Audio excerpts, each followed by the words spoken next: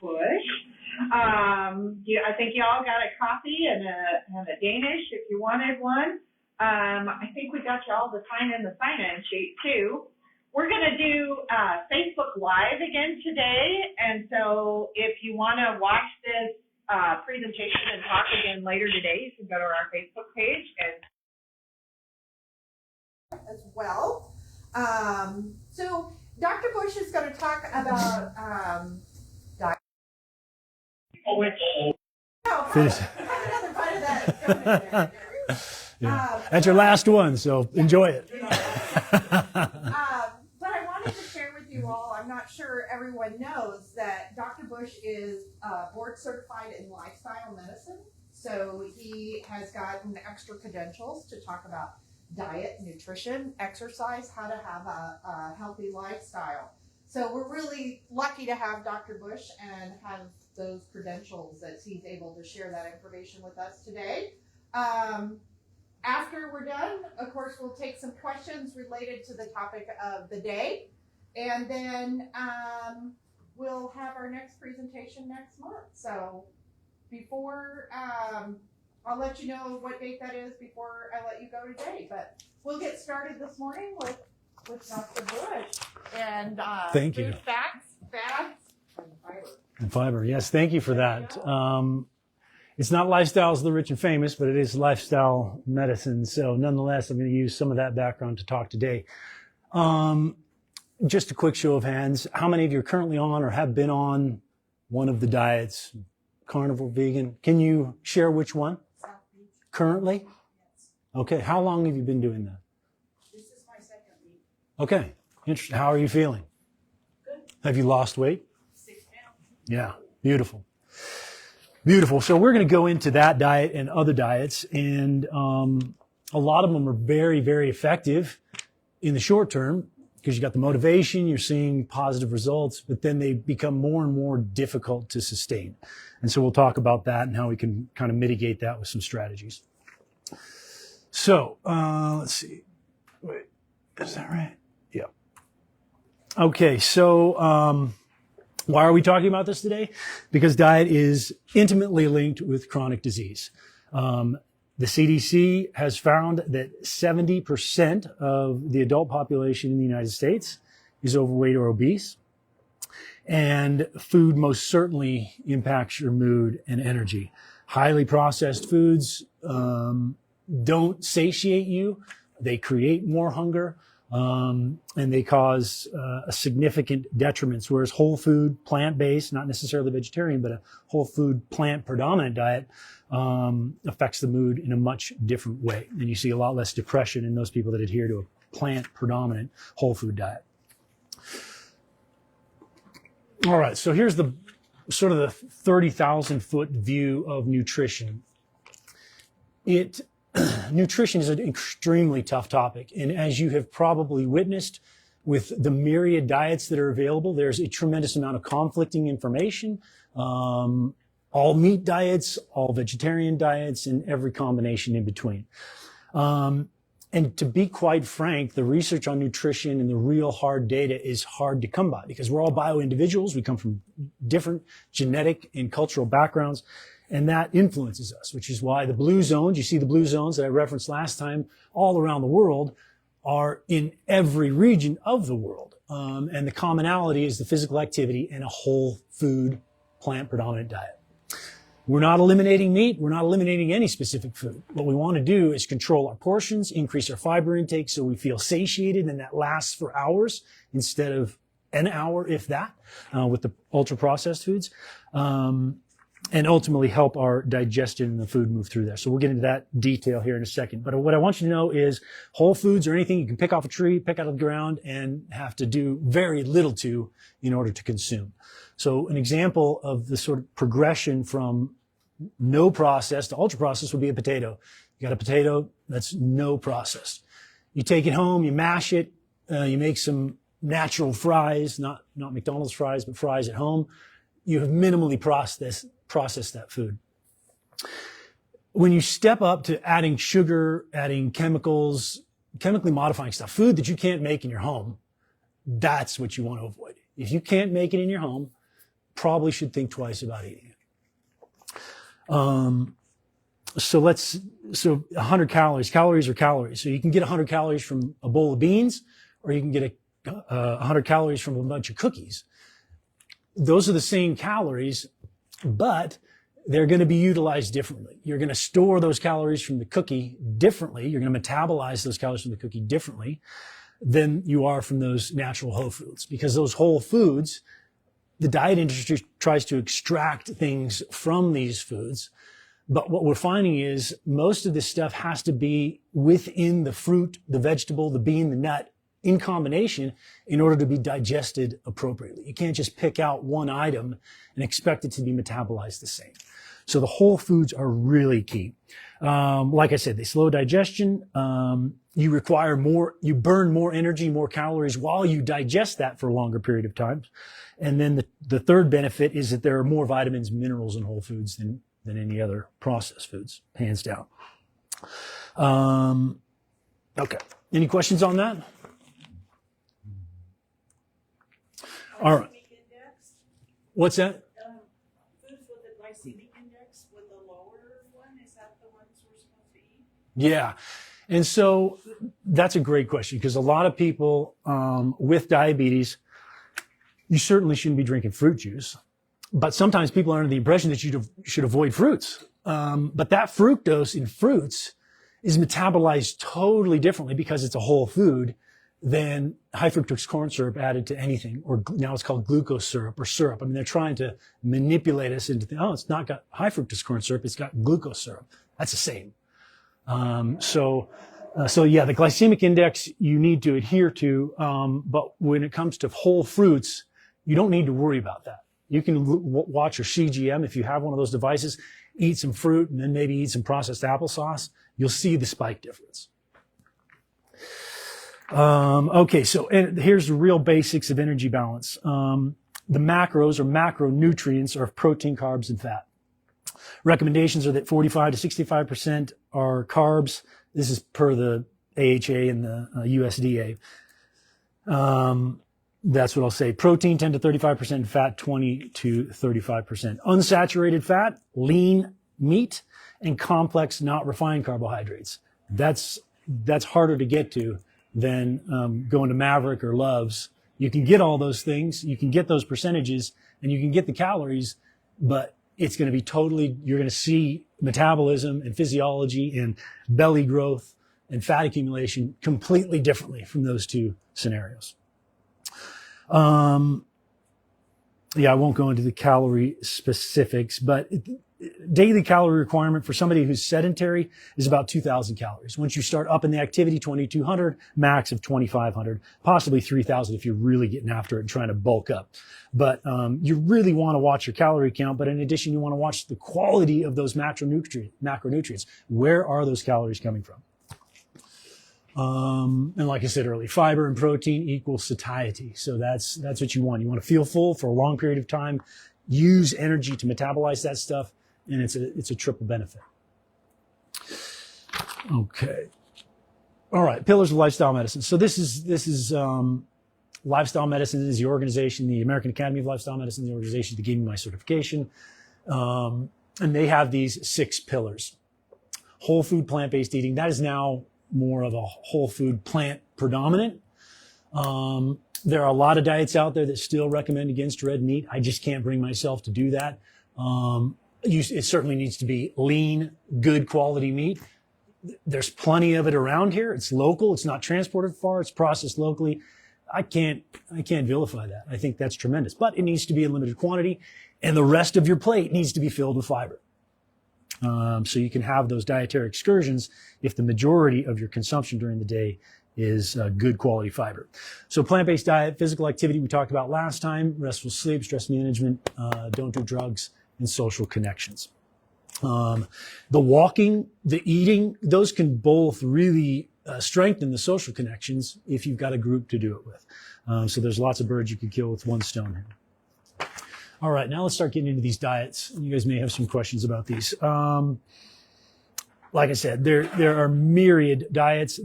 Every month a new one comes along, similar to previous, but named differently.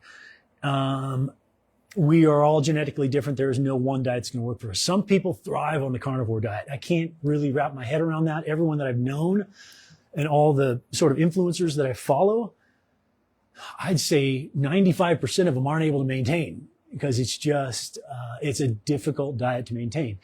Sometimes you feel better, inflammatory processes go down, sugar's certainly better controlled, but long term, you start to get constipated, your LDL likely goes up. And so the key here is sustainability. Small steps, sustainability, a lifestyle change, something that you can maintain. So you're not shocking the system to get to the reunion or get to the wedding or get to wherever you need to be to kind of drop a few pounds. And then you're right back at it. And oftentimes the rebound is worse because you've been neglecting all these things that you like. And now you just want to catch up and get them. So we're going to create a system or a diet. I'm going to give you a diet where you can keep these things that you like, but be able to mitigate the risk of those more dangerous foods by initiating more fiber intake. All right. So the first one, here we go. So the American Academy, or American Heart Association rather, these are their basic recommendations. This is what they work with the USDA to come up with the general recommendations. And these things are all things that you've heard. I think the main thing, and what you'll see later in a heat map of all these diets and what they do and don't do, every single diet that you see eliminates processed sugars, processed carbs. That is the first thing you cut out. You should not be eating refined grains. You should be eating whole grains, and your carbohydrates should be complex carbohydrates, not just straight Sweeties or Smarties candies, but rather carbohydrates that really take some time to break down.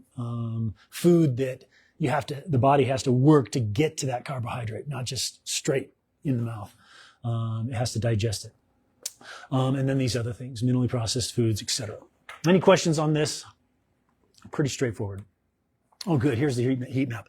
So along the top, you have the popular diets. DASH, that's a diet for something stopping hypertension, diet associated with stopping hypertension, something like that. Then the Mediterranean, pescatarian, vegetarian with food, or with fish rather, ovo-lacto vegetarian, straight vegan, low fat, like, I think that, low carbohydrate would be Keto Atkins South Beach.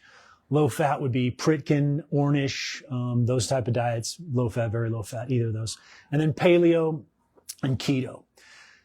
It is progressing in a fashion from left to right, where you see the DASH diet, the Mediterranean diet are both fairly good compliance, in addition to pescatarian, with the AHA guidelines. As you move right, they meet less of the criteria. You can see down on reduced sodium, or rather reduced intake of added sugars. Every one of them does that. Every one of them does that and then meets the criteria. So that's key to everything. Just avoid added sugars. That's a huge step. Fruits don't have added sugars. They've got sugar, but they don't have added sugar. That's what we can't metabolize. The DASH and Mediterraneans all score well. The Mediterranean is no red meat. That's why there's a white box there. There's just nothing that they are okay with in the Mediterranean. That's why I like the DASH, because you've got lots of options. That protein quality, I don't know why that's all white. That should be high in all of those. But nonetheless, the DASH diet allows you to get all the nutrients that you need with the fiber, and really maintains heart and gut health. So the DASH diet really scores well. And I'll give you a resource for that. But the diet that I'm ultimately going to recommend in the end is basically the DASH diet. And we'll see how you can work through that in a stepwise fashion to achieve maximal efficiency. Okay, so low carb keto. We're talking about Zone, South Beach, Keto, Atkins. Low carb is 100 to 150 grams per day, and keto is 50 grams per day. You get the rapid weight loss. Works every time. Some appetite suppression, that's variable, but it is extremely hard to sustain. Most of the people that I know that use this are using it intermittently because it's just so tough, especially when you have other people around you that are not doing this. It becomes really difficult. And cholesterol effects vary. This is where the genes come in. Some people have extremely lowering of cholesterol, and some people see no benefit whatsoever. So that's the deal with this genetic differences. Some people thrive on these diets and can sustain, but most we are built for variability. All right, Mediterranean and the DASH diet, essentially, dietary approaches to stopping hypertension. That's what it was. So heart healthy, flexible. Drawbacks, especially now with fruit and vegetable prices going up, there's a significant cost to this. But you're either going to pay for it in your diet or you're going to pay for it in your pharmaceuticals. So I think this is a worthwhile investment, but there is some cost to it. Significantly, in 2013, New England Journal of Medicine published a report that showed 30% fewer heart attacks and strokes with the consumption of a Mediterranean or DASH diet. So that's significant. I mean, that's a big deal. So that's really something to consider. So those are my favorites. Now we're going to some others that are out there, plant-based vegan, lower chronic disease risk. That is well established.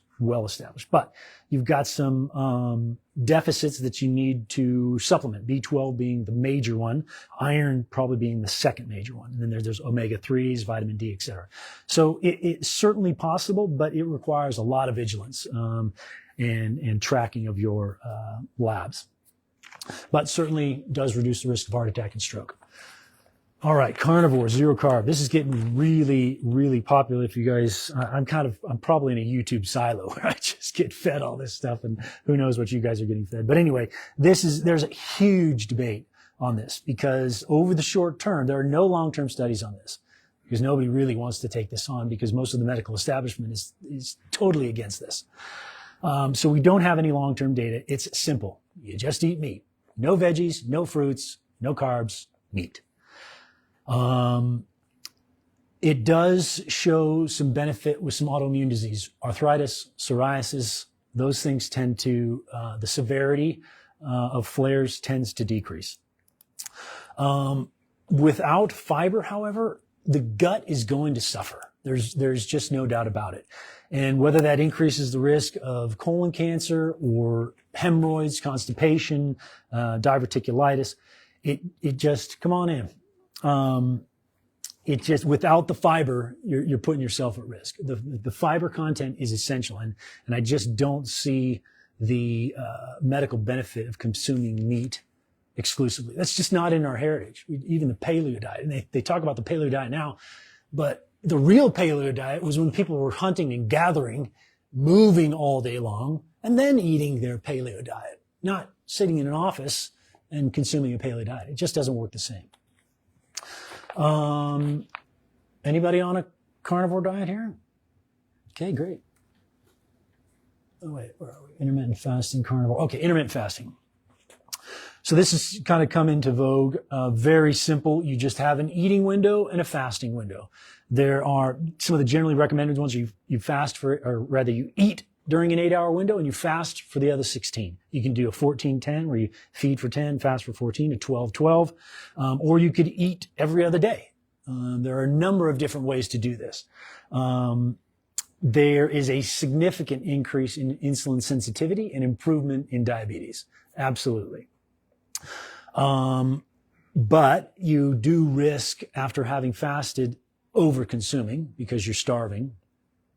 And oftentimes, if you're that starving, you may not want to take the time, if you haven't already, to prepare the meal that's ready at hour 12 or 16.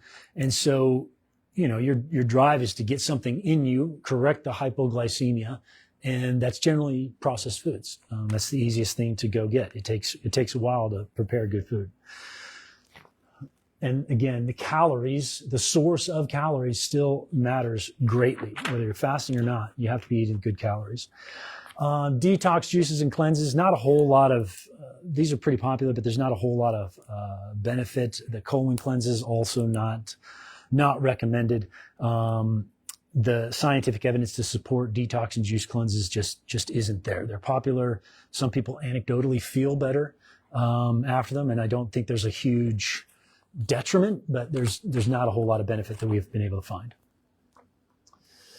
All right, so what are the red flags on fad diets? Quick fix claims, entire food groups that are banned, and expensive supplements. So as you saw on that heat map, the DASH diet is really the only one that doesn't have any red flags. Mediterranean diet, excluding red meat altogether, that is considered a red flag.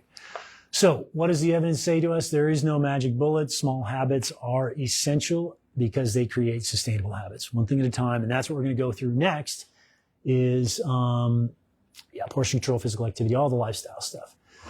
So what works long term? We know whole foods, plant predominant diet is far superior to any processed, ultra processed foods. Hands down, no problem, no argument there.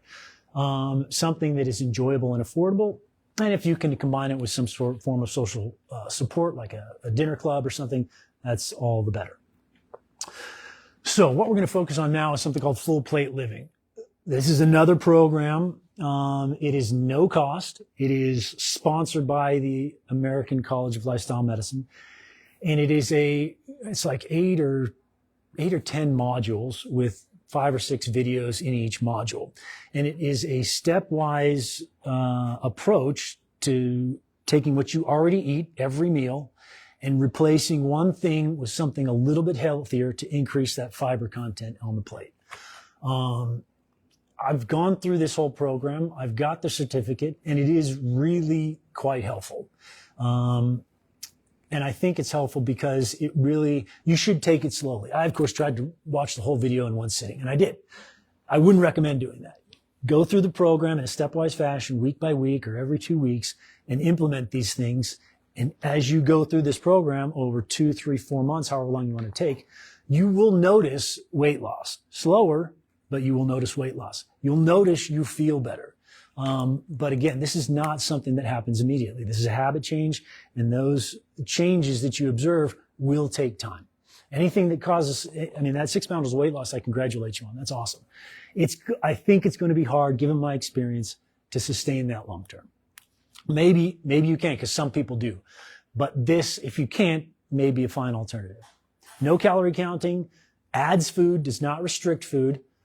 That's high fiber, good quality food, and you can still have your dietary excursions that we have here this morning for you. All right, Full Plate Living core principles. Again, fiber, fiber, fiber, fiber, fiber. You use that fiber to crowd out your processed foods. You're not eliminating processed foods or even ultra processed foods, but you're crowding them out so that the majority of your plate is fiber, because then your body can handle metabolizing that other stuff like this. It's not optimal, but it can certainly metabolize it better than 3 meals of refined carbs. And then gradual changes, that's the key. Flexible, again, no forbidden foods. This is supported by the evidence, the American Heart Association, etc. And then the focus is on adding, not depriving. So that should be somewhat encouraging. But of course, you have to like fruits and vegetables. If you don't like fruits and vegetables, you probably shouldn't have come today. But nonetheless, high quality fiber is a must, and you got to eat your fruits and vegetables to get that. Okay, may feel slow for some. Absolutely. This is a lifestyle change. This is not going to melt the pounds off because you're making small changes. You're not doing a radical change in your diet, and hopefully those small changes are sustainable. And then it requires meal prep. Meal prep and mindful eating. This is something we have really fallen away from. Taking our time, thinking about where the food is from, preparing it, and sitting down and eating together, talking, having a conversation. I'm guilty of that in my family. It's a sign of our times, but it's not healthy. And so if we can get back to it, which is this program kind of helps emphasize that, then I think the benefits are going to be myriad. Lifestyle wins over quick fixes, and habits matter most. So eatright.org and Harvard Nutrition Source are great, sort of very easily digestible resources. You can put your calculators in there, count your macros, count your, initially, I think that's worthwhile so that you understand what you're taking in. That is also not sustainable. Just tracking your macros, tracking your biologic metrics. It's interesting for a while to give you a sort of baseline understanding of how you respond. But it's unsustainable. So it's worth getting in there, looking at these, seeing if there's anything, calculators that may help you while you are trialing this Full Plate Living program. So you go to fullplateliving.org. You got to sign up, because you can engage in this program as much or as little as you want. But you do have to sign up. Again, it's no cost. And I would love it if we could go through that, possibly together. I'm open to suggestions. If you guys want to go home and look at that, there is a curriculum that we could go through. This would not be the venue for that. But I'd certainly be open to facilitating something like that if if the community wants to organize that.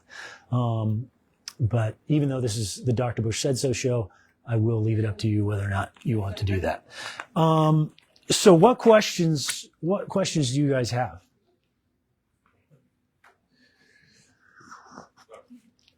Sorry, Carrie. Processed foods are acceptable. I will tell you this. If you are engaging in a full plate living diet with high fiber intake, you can eat ultra processed. You can eat a Twinkie.